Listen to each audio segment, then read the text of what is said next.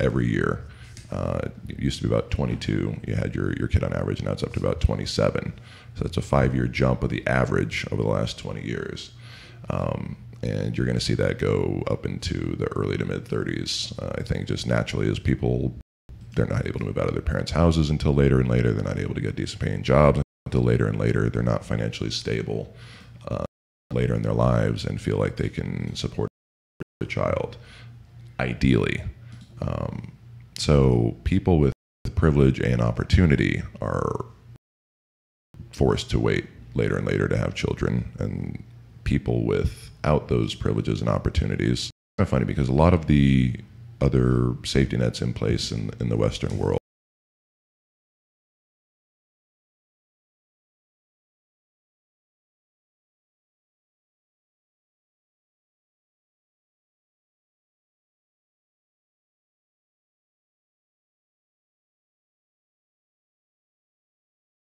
of socialism. Now, obviously, we had a 40, 50-year Cold War with Russia, and communism is a form of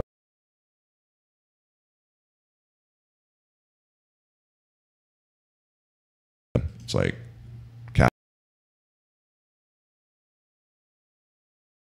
capitalism obviously has its problems. Actionable, it doesn't mean all practitioners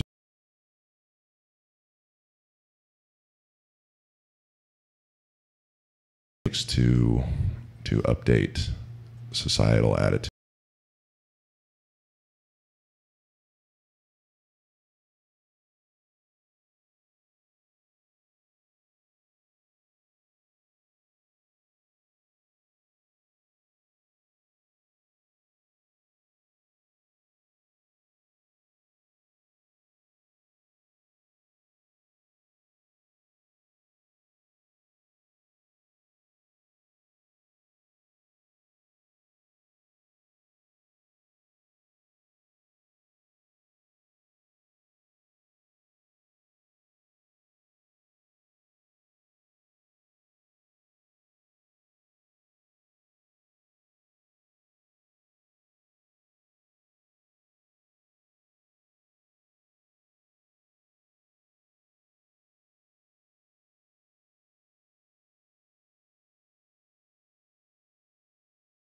Rate still remains at an all-time.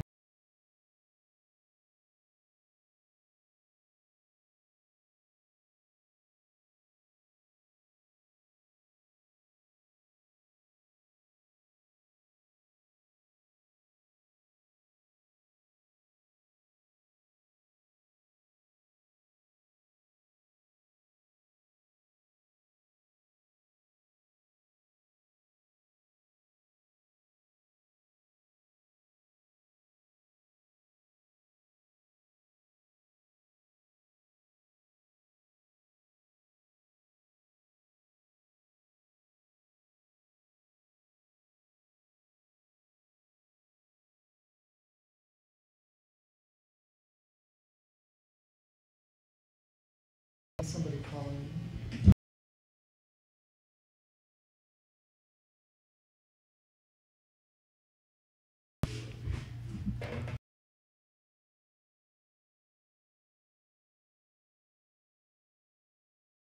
For a radio show. Good times. Do we know what's causing that?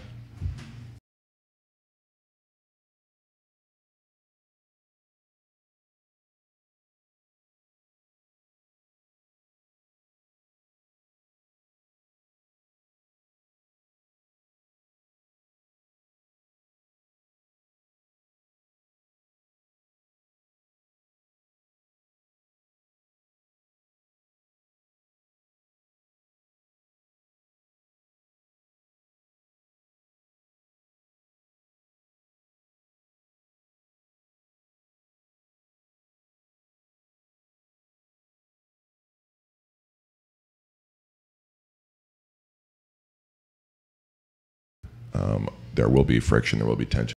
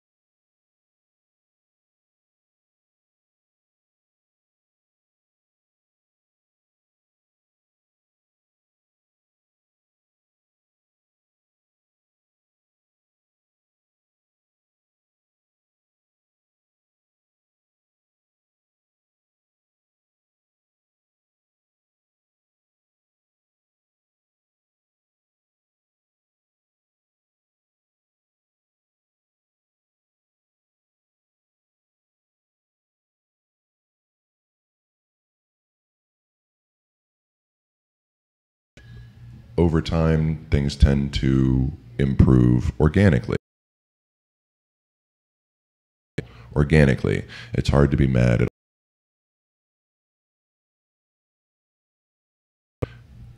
cool gay people. Religion, politics, and money are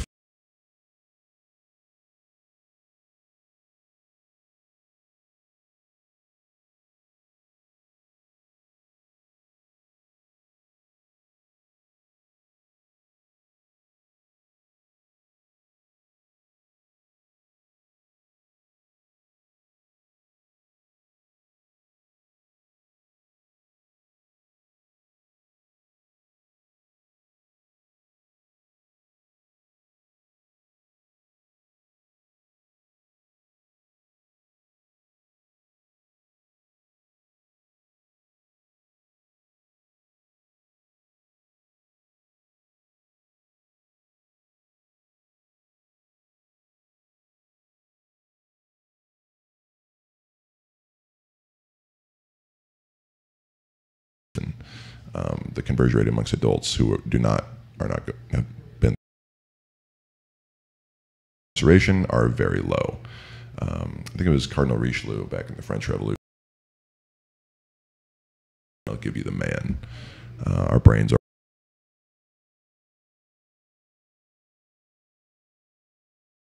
told you 20,000 years ago, don't go into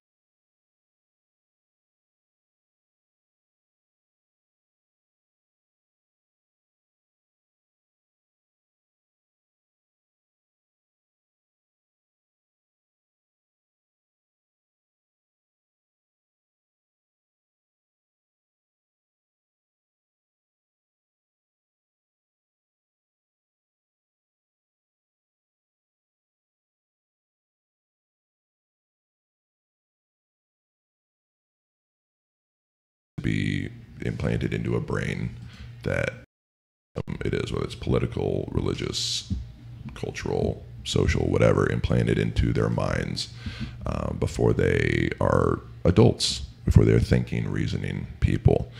That's why you had re-education camps for adults under oppressive regimes of almost every totalitarian leadership in history.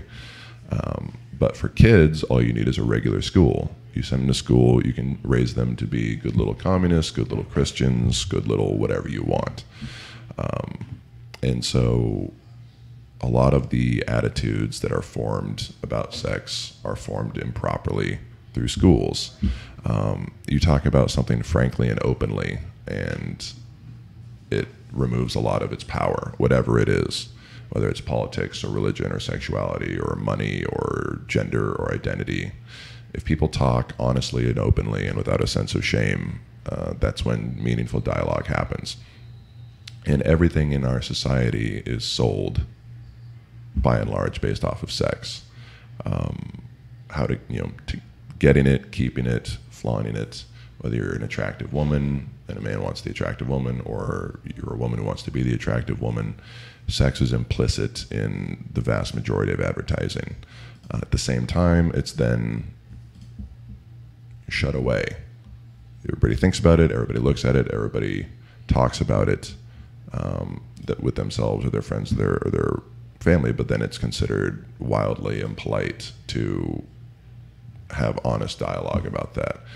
Country lost its mind collectively when Janet Jackson showed her breast at the Super Bowl in 2004. Which is fairly ludicrous, and most of the arguments centered around, well, what about the children? Where it's perfectly fine for kids to be watching 300-pound men slam into each other at 20 miles an hour, giving each other demonstrable and verifiable and proven brain damage, but they can't see a breast unless there's some sort of public service announcement warning first. Football doesn't come with a warning. I like football. I like combat sports. I played sports my whole life. I boxed for 10 years, Taekwondo, Muay Thai, Jiu-Jitsu. I've been doing martial arts consistently since I was 14 years old. And I have yet to see any kind of combat sport televised that came with a warning like, hey, maybe kids shouldn't watch adults bludgeon each other to pieces. But if there's any kind of sexual connotation to it, oh, warning, this may contain some graphic content, which seems backwards to me. And a lot of my friends from other cultures, whether it's European or Asian or Australian, it's reversed in their cultures where sex is a part of life. So things about sex, things relating to sex are normal. And if you see something like that, it's not a reason to freak out. And violence is considered the exception. Violence is not normal. Violence is not a part of life, at least in modern society. So that needs to come with the warning. It baffles me. I'm 31. I've lived in this country my whole life. I've been lucky enough to travel a little bit to Europe, Asia, and see a little bit of the world. And this weird dichotomy doesn't exist in most of the places I've been to, where something is so desired but also so forbidden. You see it a little bit in traditional Japanese culture, where businessmen are expected to work 12 to 16 hours a day, be soulless robots grinding themselves to death, and then go out to the karaoke bars afterwards and drink themselves into a stupor. And getting blackout drunk is considered fairly normal. And then the next day, wake up, go back to work again. So it's this kind of similar attitude of two extremes: the extreme dedication to work, and then the extreme release of all that pressure that builds up through that extreme dedication to work. And I don't think anybody's arguing that's healthy. And so this extreme preoccupation with sex is fostered to a large degree by the restricted access and acceptance of it. An example I like to give is I was working on a TV crew a few years ago, and we shot a pilot for a reality show about strippers set at the Spearmint Rhino here in Las Vegas, one of the world's premier strip clubs. And I'm not a fan of strip clubs. It was the only time I'd ever been to one in my life, and I was there for work, because look but don't touch didn't work for me as a kid, doesn't work for me as an adult. And we were there for about 2 weeks, 12, 14-hour days. And it was really interesting, because the first day or two, actually, no, I guess it was more like just the first half of the first day, like, wow, all these beautiful women are walking around naked. This is fantastic. And then about 4 hours into it, it wore off. And you're just focusing on doing your job, because it's, okay, yeah, there's breasts out. Fantastic. I've got a job to do. And it became part of the scenery. And so you have all these beautiful women walking around naked, and nobody's batting an eye. But then what would get the attention of the crew back half of the first day and for the rest of the 2 weeks is when a really attractively dressed customer would walk by. So a woman in some nice club wear or an evening gown or whatever would walk by, and ooh, that would get the attention like the strippers did initially. And it's because it's the concealment and the mystery is a big part of the excitement. So I think that applies to larger societal urges towards sex anyway. The more forbidden and mysterious it is, the greater the urge for it is. If you teach a healthy, normal attitude towards sex in the human body, it's not shameful. It's something we're wired to do. You should probably encourage people to, especially young people, to only be intimate with people they care about who care about them, at least initially, and treat it as a normal part of life. It loses not its allure. People always want to have sex, but that frenzied, overwhelming, gotta have it, that's bound up in large part with its taboo, and I'm told I'm not supposed to have it. You normalize it, takes away a lot of that drive and that unhealthy obsession with it. Sex is fun. I don't think anybody's arguing sex isn't fun, but it shouldn't be the foremost concern of your life. There's plenty of more important things to worry about in the modern day, and when all you see on TV and internet advertisements and less radio advertisements these days is sex being packaged and sold, but then withheld by society terms, to sex.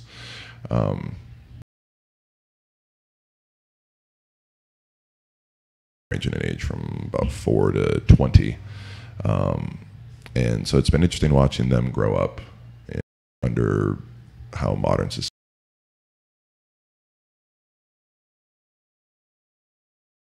implicitly in the packaging of advertising.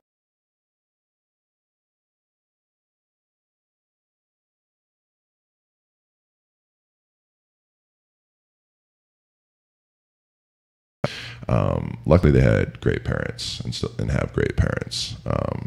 And so they were given a strong identity of, doesn't matter what you look like, you need to work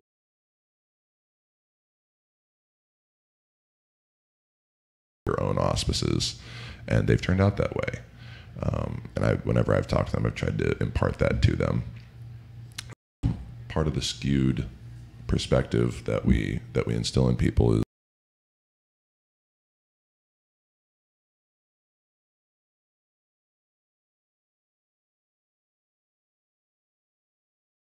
impression given is, aren't you so?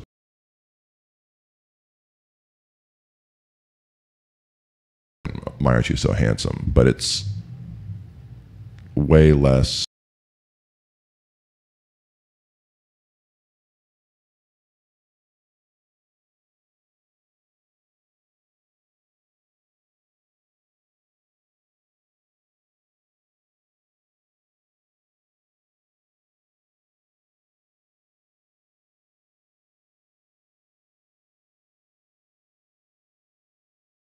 relate to themselves or their partners in the future. It's not a healthy attitude to have. It should be a universal, that the emphasis is on a developing mind and personality is that mind and personality. Not in this country, but you can live.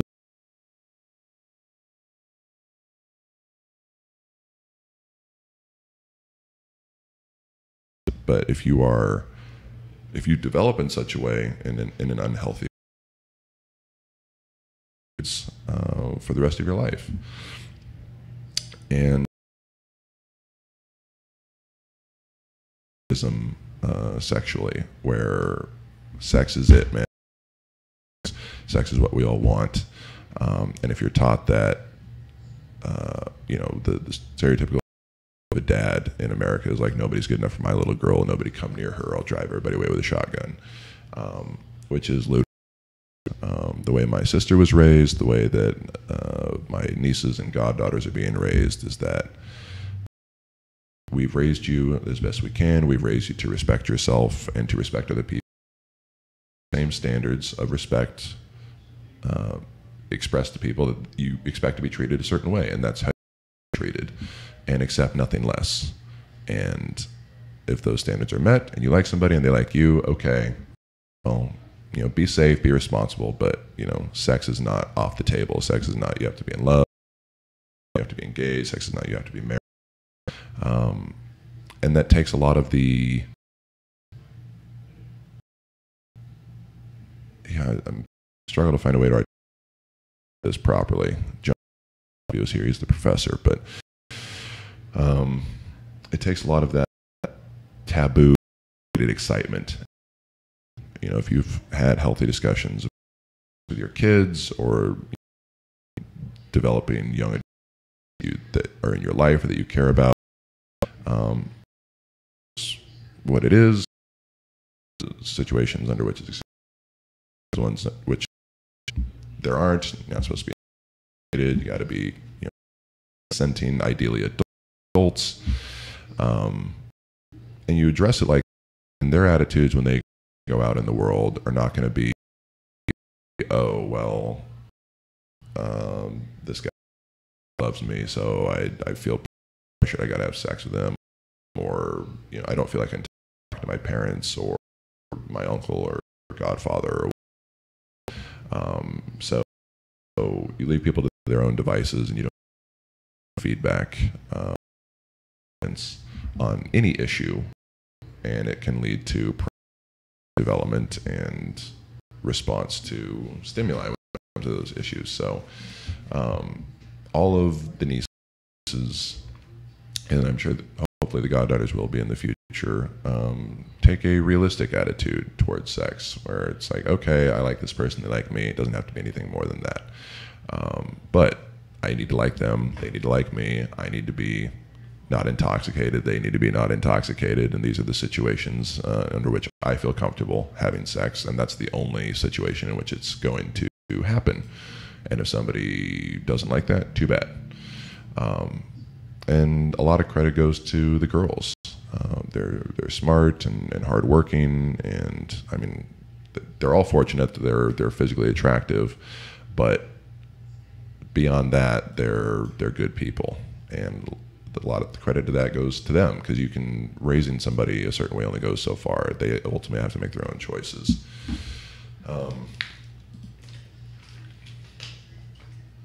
And so it's been a lot of fun for me, because I don't have kids and I don't want kids ever. But watching these young ladies grow and develop and get their own personalities and their own set of interests and their own hobbies and their own way that they approach the world and express themselves, and seeing them turn out well is fantastic. I think somebody said the biggest point of pride in being a parent is looking at your kids and seeing that they've turned out better than you.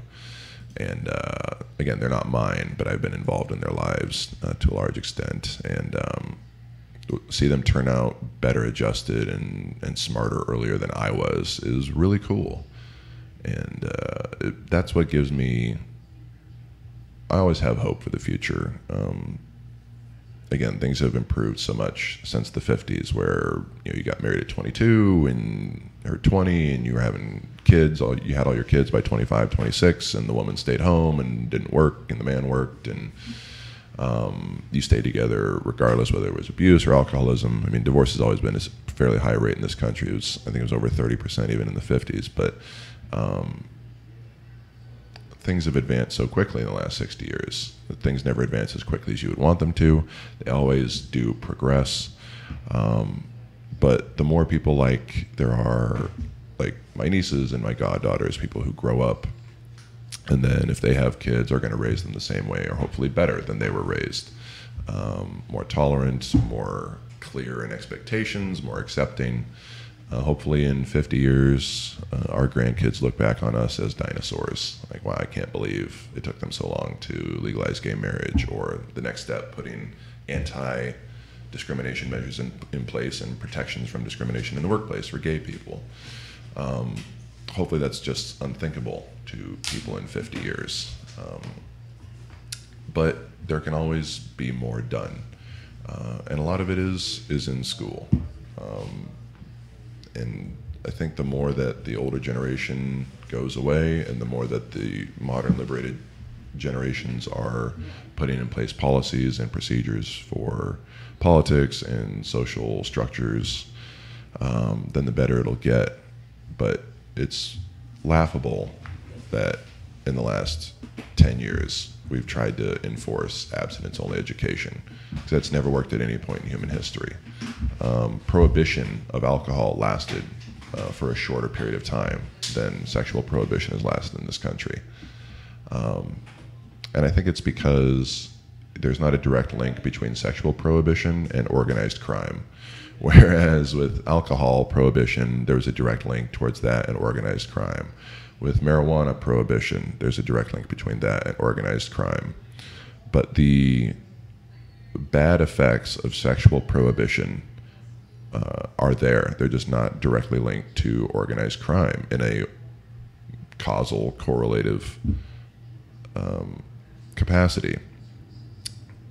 Wow, causative, correlative capacity. That's a nice alliterative babbling there. But it still has all these negative effects. Unwanted teenage pregnancies, no societal support for the people who are most vulnerable, who most need it, which is children born in poverty to not unfit mothers, but unprepared. If you take away those programs, you take away somebody's ability to get an abortion or access to an abortion. You take away somebody's access to education about sex and the human body and how men and women relate to each other sexually, or men and men relate to each other sexually. I mean, God forbid, there's not, or God knows there's no real substantive sex education for heterosexual people in this country. Good luck, gay people. You're just left to go find porn or something. And there's pockets always. You can find the occasional good school that has good policies, but it needs to be a blanket thing. Regardless of what your personal policy is in your household, in your religion, for the greater public good, there needs to be a standardized, accepted level of sexual education. Just like how there's vaccinations. Like, you don't believe in them, then your kid cannot go to a public school. Fine, you can go to the polio U down the road. But if you want to be here, there's a certain level of immunity to diseases that we're going to need for all these kids being thrown together in a small space. It just makes sense. I think it's not as dire as having your immunizations to have public integrated sexual education into school systems for kids. The outcomes aren't as dire if it goes bad generally, but you're going to improve people's health, you're going to improve people's lives, and the less that we obsess about sex as a society, the more we can worry about doing things that actually matter. Building and maintaining infrastructure, feeding and clothing and educating the vulnerable in our society. Feeding and clothing and educating everyone. We consider a gun to be a right in this country, but not health care. We consider weaponry to be a right, but not education. It's not mandated that there be free education for everyone. It's not mandated that there be free health care for everyone. And that's backwards. I would much rather pay and have everybody pay a much higher tax rate and know that education and health care are provided for. A buddy of mine just got back from Denmark last week, and he was walking around. He was like, first of all, it's the cleanest country I've ever seen in my life. He's like, their infrastructure is flawless. The bridges are in great shape. The roads are in great shape. The schools are in great shape. He's like, and the tax rate's really high. And off the top of my head, I can't remember what it is. I think it's like 60% across the board. You pay 60% of your income. But again, you never pay a dime in healthcare. You never pay a dime for education. And considering the staggering tuition costs for college in this country and how they've increased like 200% in the last 10 years, and these staggering healthcare costs in this country. I'm self-employed, I do really well, and I still need to find time on my schedule to get surgery on my left elbow done and my right knee done. Luckily, I am successful and I can just afford those surgeries, with my health care. The deductible and everything else runs to thousands of dollars. That's on top of the thousands of dollars I pay in premiums every year. So it makes less sense for me to pay thousands of dollars of premiums over years and years, and then to pay thousands of dollars more when I actually need to take substantive advantage of that health care. So why not just pay that money to the government, and that's used to fund the healthcare system, and then I can get it for free when I need it. It's what makes the most logical sense, and it doesn't happen. And cries of socialism if they were trying to pass Social Security today, it would never work. But it's considered one of the best things we've ever come up with as a society. Thank you, FDR. So I don't know what it's going to take, man. How many people have to suffer and die and just suffer under crushing debt from education, crushing debt from healthcare, these things that should be considered the inalienable rights, the education, the healthcare, the right to live a healthy life, the right to live an educated life. For a long time, and still sort of, we've had the best secondary educational system in the world. More people come here for college than to any other country on earth.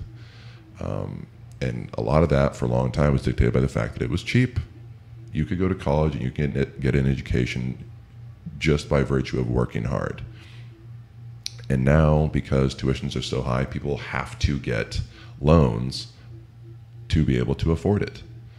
And it's backwards. there's so much stuff that's still backwards in this country, and sex and education and all of it ties together. The more education you have about sex, the fewer problems you have with sex. The more education you have about education and the more available it is, the better your populace is. And I don't know how you change it. You got to have people who are educated. You got to have people who are healthy sexually and healthy emotionally and just educated. And so these programs need to be overhauled and changed. And as long as there is a preponderance of religious thought in this country, that's going to be an obstacle to it, regardless of what it is: Catholic, Protestant, non-denominational Christian, Hindu, Mormon, Jewish, Muslim. Every single religion, I should take that back, most religions have restrictions upon sex. Again, because it was a way to control people thousands of years ago when these philosophies were created by Bronze Age shepherds in the case of the Judeo-Christian tradition, and more educated philosophers in certain other traditions, but still thousands of years ago. And everything else in the world has evolved since then in terms of geopolitics and military tactics and societal infrastructure, but sexual mores remain by and large the same as they under these religious dictates as they did thousands of years ago, which is insane. Again, if you're going to die at 40, then it makes sense to have as many kids as possible to carry on working the farm and then carry on the family name, especially if half of them are going to die in childbirth. But if you're in the 21st century and you're going to live statistically to 75 plus, and your infant mortality rate is way down below, 5-10%, something. I'd be surprised if it was 10%, probably under 5%. Then it behooves you to be responsible about how many kids you're going to have, how many you're going to be able to support, when you're going to have them. And people are arriving at that conclusion on their own. Like, okay, I'm 28. I was just able to move out of my parents' house. I got to start paying down my student loans. I'm not going to be making decent money in this career that I'm finally getting started until I'm like 35. So if I want to have a family, maybe then. But it would be irresponsible to do that in the meantime. We need to look at sex the same way. Like, okay, people are going to be having sex at 14, 15 years old, period. So let's make sure they know how to do it right. Let's make sure they know how to do it safely. I don't think it's probably a bridge too far to try and get sexual technique classes taught to anybody. You'd have to have taught by like other 16-year-olds. But making that available to people who are of legal consenting age, I think, is important, because if you talk to I would say probably any woman in America and ask her about her first sexual experience, it's not going to be a great story. It might be, I loved him, he loved me, so that made it okay, but generally it's not by and large a great experience. And if you don't give people access to knowledge on something that they want to do anyway, they're going to do it. They're just going to do it improperly. And so rather than leave education up to the porn that people find on their own, which they're definitely going to find, why not give them access to manuals and instructions and ways to relate better to their partners and themselves?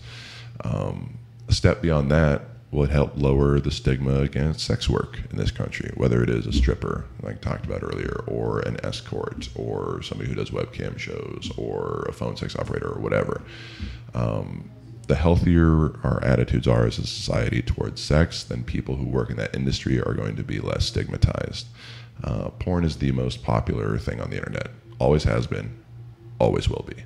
And yet, we stigmatize people who work in the industry, which makes no sense.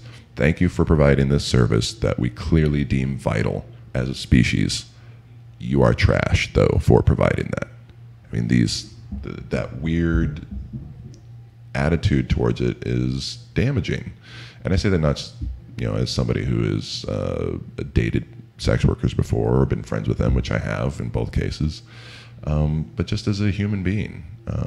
One of the things that I was raised with is you're not better than anybody. At the same time, you're as good as anybody. Or how's the phrase? I got to remember it here. You're no better than everybody else, but everybody else is no better than you. You know, you're not inherently better than somebody by virtue of your place in life. You might be smarter, you might be born wealthier or whatever, but your inherent value as a person is not dictated by when and where you were born. And I always believed that. And so, and I also believed what I was talking to, somebody's occupation is not who they are. You know, somebody who is a janitor is not, they're not a janitor at their soul. Somebody who's a CEO is not, you know, better at their soul because they have a more respected job. The world needs janitors and the world needs CEOs. So, yeah, there's just so much work to be done in this country with things that are tied up in issues of class and race and sexuality. And we have come a long way in a very short period of time. There's been more advances in the last 50 years than probably in the previous 5,000 in this society. It's interesting to compare that to a society like China that is 5,000 years old. And can trace their lineage back before there were people on this continent, and see how their attitudes have shifted over the years. You know, I mean, a lot of this stuff tends to be cyclical, and I think nowadays the cycles are going towards hopefully positivity and will stay there, inclusion and acceptance. You know, Rome's sexual attitudes were certainly a lot more liberated than pretty much anywhere in the world's today, and that was thousands of years ago. And the society got, you know, became corrupt and then declined and then vanished. So yeah, I mean, the more you free people from fear, from taboos, from stigmatized behavior, and let's be honest, if it's two consenting adults, whose business is it? Let people do what they want as long as it's two consenting adults. Make it known that they can. Make there be education about those practices, and just free people up from being so obsessed with sex. Yes, it's a part of life. It's a fun part of life. It's a vital part of life. It's not the only part of life. It's not the most important part of life in today's society. Certainly not to me. I was doing a top 10 list with my friend earlier this year, and we were top 10 things that you enjoy most in life. And sex wasn't even close to being in the top 10 for me. I think it was like number 17 or something. The only reason I went to 17 was because she couldn't believe that it wasn't in the top 10, so where would it be? So I had to keep going until I thought of finally where it fit in. And it's true, man. The way I think of it is if I had to give something up, what would I prefer to give up, and what would I least want to give up in order? And number one for me was time with my family and friends, and then the rest in no particular order: sleep, food, music, books, TV, internet, video games, movies, traveling, combat sports, the internet, intellectual conversations, and there were a few others. I'd have to look at my list, but that's at least 13 right there that I'd give up sex before I gave up any of those things.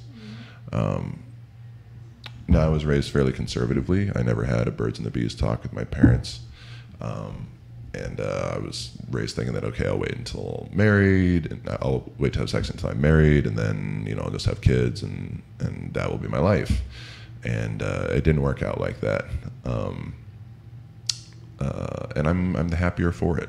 You know, I would like to think I've been able to talk to young people in my life about attitudes about sex and education and those kinds of things, and point them into, hey, regardless of what you're into, here's resources for you. The best book I've ever read talking about sexuality in general is by Nina Hartley, who's a long-time porn star and writer and speaker and activist and educator about sexuality. And it's called Nina Hartley's Guide to Total Sex. And it talks about her attitudes towards sexuality, how she was raised, how she views her body and her vocation. And it's brilliant. It's tons of stuff about sexual technique in there, which is really well written and funny.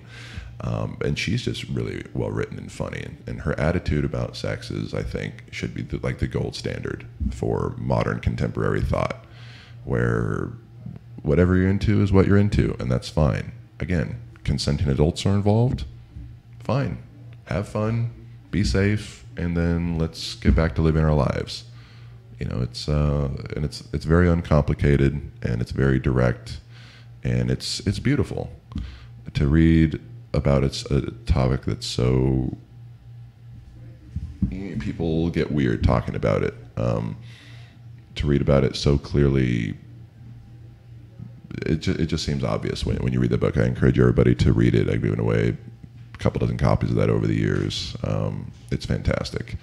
And she was raised, I think she's in her mid-50s now. So she was a child of the 60s, and her parents raised her with kind of the hippie mentality, and the free love generation went the way of the dodo fairly quickly. But it's coming back around now, but with more inclusion, not just, men and women, but men and men, and women and women, and people who are transgender. And that's, the more we celebrate and enjoy the basic functions of our lives and our bodies, then the more we're able to not worry about them and be productive functioners of society. And the more it loses its power over us. I don't like that things are sold almost exclusively with sex. But what kind of person do I want to become? How can I be a better citizen, a better brother, a better God?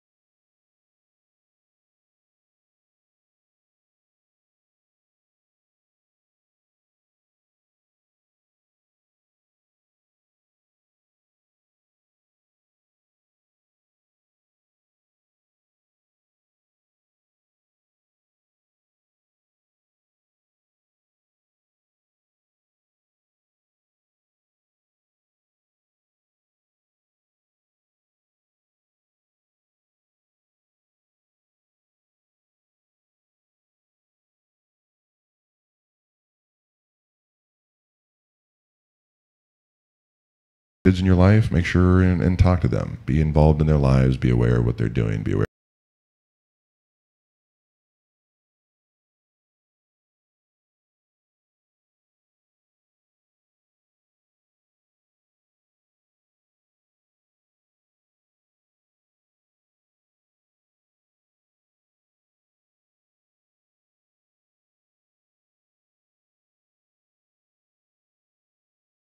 So put them in a position to make good decisions, and then hopefully they won't throw us all into really terrible nursing homes when we're old. So